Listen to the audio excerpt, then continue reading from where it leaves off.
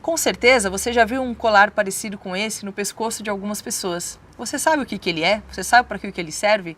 E você sabe que ele pode te ajudar muito no caminho espiritual? Eu vou explicar um pouquinho sobre ele nesse vídeo.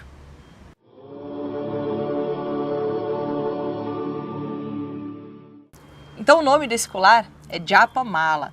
Japa significa sussurrar, murmurar, né, falar baixinho. E mala, malá, é o colar. Então é um colar de fazer japa. E normalmente ele tem 108 contas que a gente vai usando ele para justamente poder contar o número de repetições. Então a prática de Japa Mala consiste em você pegar um mantra, uma oração, como por exemplo Om Namah Shivaya, e ficar repetindo. Então eu uso o colar para contar o número de repetições e não ter que ficar contando nos dedos. Além disso, uma pessoa que pratica Japa Mala, ela tem um colar só para fazer a prática. Então, além do colar, né, ser um instrumento para te ajudar a contar, ele também vai se tornar um símbolo daquela prática. Então, quando a minha mente já olha para o meu colar, ela já se prepara. Opa, prática de Japa. Então, a minha prática vai ficando cada vez mais fácil, entre aspas, né? A minha mente se concentra mais. Como qualquer outra atividade, né? Você acorda, toma banho, toma café e sai para trabalhar. Sua mente já sabe que esse ritual é pré-trabalho. Que tal ritual é pré-festa, que tal ritual é pré-dormir. Então a mente gosta dessas repetições. A prática do Japa Mala, ela pode ser feita de 3 maneiras. Falado, por exemplo, o mantra Om Namah Shivaya, eu fico Om Namah Shivaya, Om Namah Shivaya, Om Namah Shivaya, ou ele pode ser só sussurrado, Om Namah Shivaya, Om Namah Shivaya. E num terceiro estágio eu faço ele só mental. Esse terceiro a gente pode considerar meditação, por ser só uma atividade mental. Os outros 2 são mais fáceis no início, porque a nossa mente acaba focando mais quando tem som, quando tem movimento.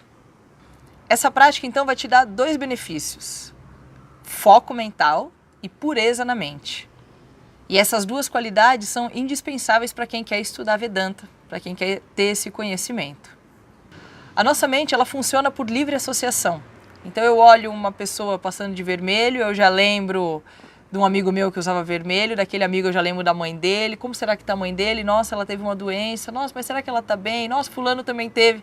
E aí eu vou chegar numa pessoa completamente diferente só porque eu olhei alguém de camisa vermelha, né? A nossa mente é assim com tudo. Tudo que eu olho, minha mente cria uma linha de raciocínio. A prática de japa, ela justamente vai interromper essa linha, porque como eu tô lá na minha repetição, se a minha mente for, é muito fácil de eu perceber, e aí eu volto.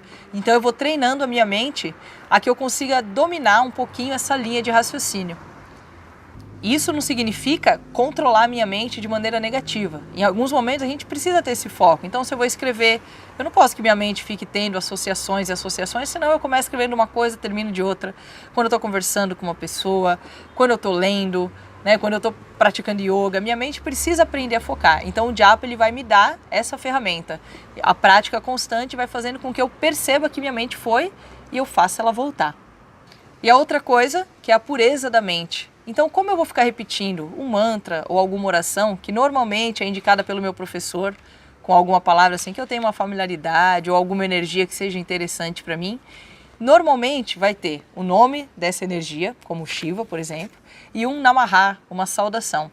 Então, quando eu entendo o que eu estou cantando, obviamente, né, eu não vou pegar um mantra sem saber o que ele quer dizer, mas normalmente são pequenos mantras devocionais, onde eu conhecendo a tradução do mantra, a energia do mantra, eu foco. Então, por exemplo, vou explicar bem curtinho o Om Namah Shivaya, porque eu pretendo fazer um outro vídeo sobre ele. Mas o Om Namah Shivaya, eu saúdo Shiva. Então, a Shiva, que é toda essa energia, que é o poder da destruição, da transformação, que é aquele que produz felicidade. Shiva também é o nome de Deus, então eu vou reverenciando toda essa ordem. Então eu fico lá focado e com a minha mente focada no que eu estou fazendo, focado na tradução do mantra, eu vou despertando uma certa devoção em mim e uma certa clareza. Eu consigo perceber essa sensação. Então essas 2 coisas, foco, né, foco na mente e pureza da minha mente, são imprescindíveis para a hora que eu vou estudar Vedanta. Eu preciso prestar atenção na aula e não deixar minha mente dispersar, concentração, e eu preciso de uma pureza para assimilar o entendimento que está sendo passado. Sem essa pureza eu vou ficar julgando, ou eu vou ficar, ao invés de prestar atenção no entendimento e assimilar para mim, eu vou ficar pensando assim, ah, nossa, se minha fulano visse isso, se ciclano visse aquilo, fulano deveria estudar, porque eu não consegui ainda me conectar ao que está sendo passado. A minha mente ainda está muito rígida, muito quadrada. Então, como eu falei lá no início, A prática de japa, ela vai ajudar muita gente no caminho espiritual, mas não significa que só fazer japa vai me levar ao samadhi, à iluminação, ao conhecimento. Ele vai ser uma ferramenta para que meu estudo seja mais direcionado. Hari Om, Namastê, nos vemos no próximo vídeo.